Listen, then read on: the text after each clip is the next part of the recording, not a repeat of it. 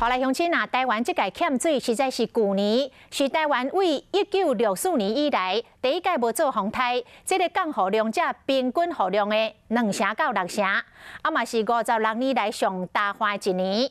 偏偏今年的春雨阁落了少，讲像这款的大旱，恐惊会变做常态。 这对需要大量用水的农业是要安怎来运用呢？农委会早起开记者会，讲已经来启动着长期的应变。另外，有关这个稻啊收成的问题，农委会讲，目前台湾稻米充足，民众唔免惊讲。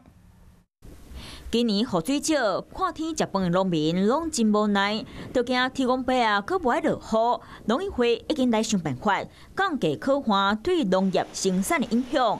即马全台湾早冬已经停止灌溉有7.4万甲，另外维持灌溉23.6万甲，爱调整灌溉方式，包括轮流灌溉、抽水定利用，或者是抽地下水。灌溉设备嘛拢爱全面做提升。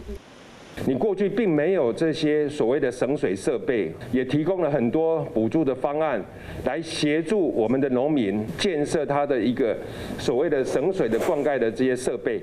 民众上关心的，搁面对今年的可旱，敢会影响到米的收成？稻米的一个库存啊，到今年2月底还有81.9万公吨，那这个可以足够我们供应啊。 8个月，所以基本上啊，稻米供应啊是无疑的。大声甲民众讲，一定食会饱，继续嘛袂起价。